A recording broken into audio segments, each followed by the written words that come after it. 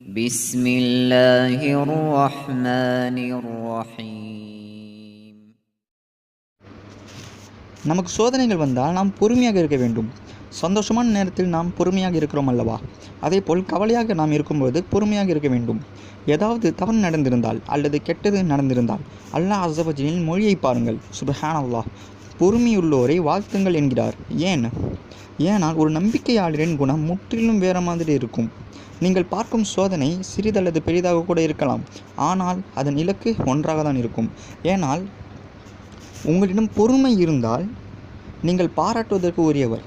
நாம் நினைப்போம் நம்முடைய இலக்கு இந்த உலகத்தில் ஏதாவது ஒன்றாக இருக்கலாம் என்று. ஒருவேளை அது நம்முடைய வேலையாக இருக்கலாம், அல்லது ஏதாவது பொருளை விற்பது என் இலக்காக இருக்கலாம். ஆனால் அல்லாஹ்வை பொறுத்தவரை நம்முடைய இலக்கு பொறுமையை கற்பது. சுப்ஹானல்லாஹ், இதுதான் மிகப்பெரிய இலக்கு. நீங்கள் அந்த இலக்கை பெற்றுவிட்டால் நீங்கள் பாராட்டுவதற்கு தகுதியானவர். உங்களுக்கு பொறுமை கிடைத்துவிட்டால் அதுதான் இந்த வாழ்க்கையில் உங்களின் பரிசு. அது ஒன்றும் நீங்கள் சம்பாதித்ததல்ல, அது உங்களின் பரிசு. அது உங்களிடம் இல்லாவிட்டால் நீங்கள் உணர்வீர்கள் எப்படியும் அது என்னதல்ல என்று. பொறுமை நமக்கு சொந்தமானதல்ல. நம் கைகளை எனது என்று ஒப்புக்கொள்கிறோம், நம் கண்களை ஒப்புக்கொள்கிறோம், நம் மூக்கை ஒப்புக்கொள்கிறோம், நம் நாவை ஒப்புக்கொள்கிறோம். நான் இங்கு உங்கள் முன் நின்று பேசும் உண்மை என்ன தெரியுமா? நான் இங்கு பேசுவது உண்மைதான், ஆனால் இந்த நாவு எனக்கு சொந்தமல்ல. நான் அதை வாங்கவில்லை, அது அல்லாஹுடையது.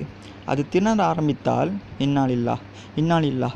சோதனை வரும்பொழுது அல்லாஹ்வின் ஆயத் நமக்கு சொல்லுகிறது. இரண்டாவதாக, அதில் எந்த சந்தேகமும் இல்லை, அல்லாஹுவுக்கு தான் எல்லா பொருளும் சேரும்.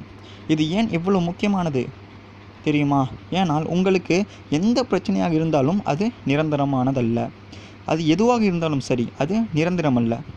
அது பணப்பிரச்சனை அல்லது உடல் அல்லது குடும்ப பிரச்சனையாக கூட இருக்கலாம், அல்லது உணர்வுகள் சார்ந்த பிரச்சனையாக கூட இருக்கலாம், ஏதாவது. ஆனால் அது எதுவும் நிரந்தரமல்ல. ஏனால் நாமே நிரந்தரமல்ல.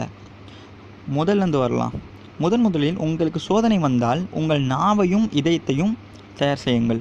இரண்டாவது, மற்றவர்களிடம் சென்று அவர்கள் ஏதாவது ஏற்பட்டால் அது அல்லாஹ்வால் தான் என்று சொல்லாதீர்கள். அப்படி சொல்லவே சொல்லாதீர்கள். அது நீங்கள் சொல்ல வேண்டுமென்றால் முதலில் அவர்களை பற்றி நினைக்கும் முன்பு உங்களை நினையுங்கள். அதை நீங்கள் தீர்மானிக்காதீர்கள். அது நீங்கள் காணாத ஒன்றின் மூலம் வந்தது, அது அல்லாஹ்வின் மூலம் வந்தது. எனவே நீங்கள் தீர்மானிக்காதீர்கள். இதை ஏன் அல்லாஹ் செய்ய வேண்டும்? அதற்கான விளக்கத்தை அவர் தரவில்லை. அதற்கான அதிகாரம் உங்களிடம் இல்லை. அது நம்மிடம் வந்தால் நாம் முதலில் நம் கைகளை பார்க்க வேண்டும். நம்மால் அதை கட்டுப்படுத்த முடியாது. நம்மால் கட்டுப்படுத்த முடிந்தவற்றின் மீது நாம் தான் பொறுப்பு. நம்மால் தான் ஏதோ தப்பு நடந்துவிட்டது என்ற எண்ணம் நம்மிடம் வர வேண்டும். நாம் தான் அதை சரியாக செய்திருக்க வேண்டும். இது நம்முடைய கவனக்குறைவால் ஏற்பட்ட விளைவு என்ற எண்ணம் நம்மிடம் வர வேண்டும். அல்லாஹ் அஸ்ஸ வ ஜல் இந்த தேர்வுகளில் நம்மை தேர்ச்சியடைய வைப்பானாக. அவரை சந்திக்கும் பொழுது நம் இதயத்தை ஒளிமயமாக்குவானாக. திருப்பனாய் நம் வலது கைகளை ஒளிமயமாக்குவானாக. ஆமீன். அஸ்ஸலாமு அலைக்கும் வ அலைக்கும் அஸ்ஸலாம்.